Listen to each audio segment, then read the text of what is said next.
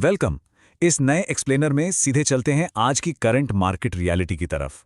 Market के इन डर भरे काले बादलों के बीच से गुजरकर देखते हैं कि इक्विटीज, बॉन्ड्स और क्रिप्टो के अंदर किस तरह की शानदार स्ट्रक्चर्ड अपॉर्चुनिटीज छुपी हुई हैं। ये विश्लेषण सच में बेहद दिलचस्प होने वाला है, तो चलिए शुरू करते हैं। पिछले कुछ समय की एक बहुत ही सॉलिड शुरुआत के बावजूद हाल ही में अचानक एक अनएक्सपेक्टेड बेरिश क्लोजिंग देखने को मिली है। लग तो यही रहा था कि मोमेंटम बना रहेगा, लेकिन आखिर में मेजर इंडाइसेस पर अनसर्टेनिटी के बिल्कुल काले बादल छा गए हैं। मार्केट के आगे के रास्ते पर एक बड़ा सवालिया निशान लग गया है। अब इस बदलते हुए एनवायरनमेंट को ठीक से मैप करने के लिए हम इन चार मेन हिस्सों पर फोकस करेंगे। पहला, मैक्रो इंडाइसेस और एफआईआई डेटा। दूसरा, कुछ खास माइक्रो इक्विटीज ब्रेकआउट्स।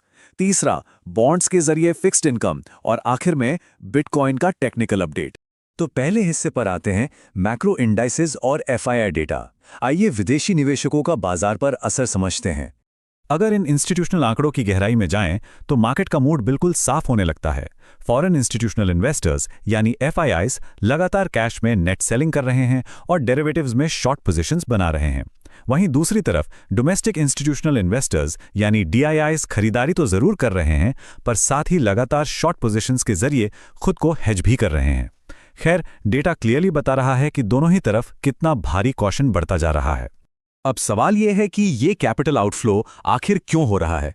इसका सीधा कनेक्शन हाल ही की टैक्स पॉलिसी एडजस्टमेंट से जुड़ा हुआ लगता है, जैसे कि शॉर्ट टर्म गेन टैक्स को बढ़ाकर 20% करना, लॉन्ग टर्म गेन टैक्स में 2.5% का इजाफा और 1 अप्रैल से एसटीटी यानी सिक्योरिटीज ट्रांजैक्शन टैक्स रेट्स का बढ़ना। किसी का पक्ष लिए बिना स्ट्रिक्टली डेटा के नजरिए से देखें तो इन पॉलिसीज ने फॉरेन इन्वेस्टर्स के इस विड्रॉल के लिए क्लियरली एक कैटलिस्ट का काम किया है। ये कॉशियस आउटलुक रखना आखिर इतना जरूरी क्यों है, ये निफ्टी, बैंक निफ्टी और सेंसेक्स के सपोर्ट और रेजिस्टेंस लेवल से एकदम क्लियर हो जाता है। सबसे ध्यान देने वाली बात यह है कि इन तीनों में पिछले हफ्ते की क्लोजिंग एक बहुत ही क्रिटिकल पिवट पॉइंट की तरह काम कर रही है। सच कहें तो जब तक मार्केट इन लेवल्स के ऊपर कन्विंसिंगली निकल नहीं जाता, तब तक कोई भी स्ट्रांग बुलिश प्लान बनाना ठीक नहीं लगता। चलिए दूसरे हिस्से की तरफ बढ़ते हैं, माइक्रो इक्विटीज ब्रेकआउट्स।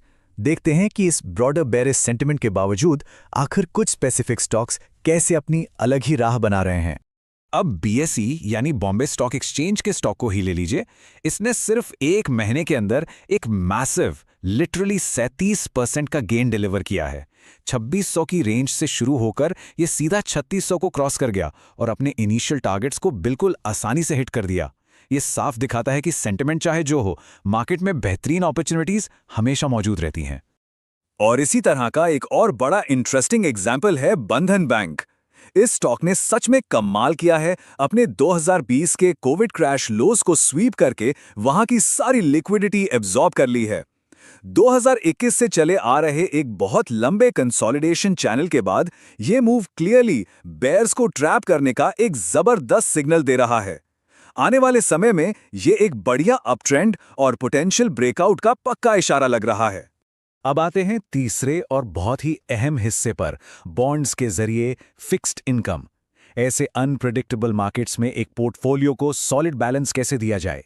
एक बॉन्ड एसेंशियली एक पोर्टफोलियो स्टेबलाइजर की तरह काम करता है।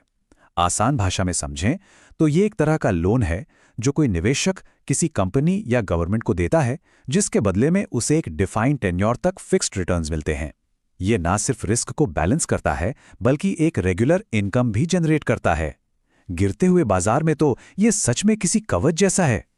जो लोग इस पर्टिकुलर एसेट क्लास को एक्सप्लोर करना चाहते हैं, उनके लिए इंडिया बॉन्ड्स जैसे प्लेटफॉर्म्स काफी बढ़िया एक्सेस देते हैं। यहाँ 80 से ज्यादा कॉर्पोरेट और गवर्नमेंट बॉन्ड्स लाइव रहते हैं।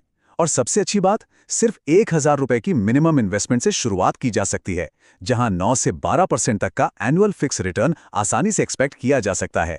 जीरो ब्रोकरेज और बुक अ कॉल जैसे एजुकेशनल फीचर्स इस पूरे प्रोसेस को काफी सरल और ट्रांसपेरेंट बना देते हैं। चौथा और आखिरी हिस्सा, बिटकॉइन टेक्निकल अपडेट। आइए अब सीधे चलते हैं ऑल्टरनेटिव एसेट्स की इस तेजी से बढ़ती दुनिया में। यहां टेक्निकल प्रिसीजन एकदम पैरामाउंट है। अगर ध्यान दें तो हाल ही में मार्केट का जो रिएक्शन आया वो बिल्कुल एग्जैक्ट 22 अप्रैल के क्रिटिकल लो से आया, और वो मैजिक नंबर है 66,132। इस स्पेसिफिक लेवल से बाउंस बैक होना इस सपोर्ट जोन की असली पावर को दिखाता है। तो इसका मतलब क्या है?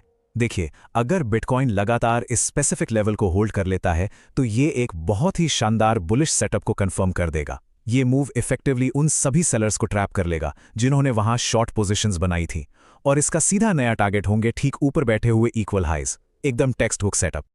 और हाँ, जो लोग इन डायनेमिक क्रिप्टो कॉन्सेप्ट्स को और ज्यादा गहराई से सीखने का शौक रखते हैं, उनके लिए महीने की पहली तारीख को सूरत में एक बहुत बड़ा कम्युनिटी क्रिप्टो इवेंट होने जा रहा है। ये अपने आप में लाइव टेक्निकल लर्निंग और आपस में नेटवर्किंग करने का एक बेहतरीन मौका है। जैसे जैसे ये एक्सप्लेनर अपने अंत की तरफ बढ़ रहा है, एक बड़ा सवाल हमारे सामने आता है। एक ऐसी मार्केट में जहां डर के काले बादल छाए हुए हैं, जहां इंस्टीट्यूशनल सेल ऑफ्स चल रहे हैं और टैक्स शिफ्ट्स ने पूरा माहौल बदल कर रख दिया है, ऐसे में क्या सिर्फ आइसोलेटेड स्टॉक ब्रेकआउट्स पर भरोसा करना चाहिए, या फिर अपने पोर्टफोलियो को बचाने के लिए फिक्स्ड इनकम की एक स्टेबल फाउंडेशन तैयार करनी चाहिए? जवाब शायद इन सभी का एक केयरफुली स्ट्रक्चर्ड ब्लेंड ही है। ये सच में सोचने वाली बात है। ऐसे ही निरंतर सीखना और इस नॉलेज का सही इस्तेमाल करना ही लॉन्ग टर्म वेल्थ को सेफ रखने की असली रणनीति है।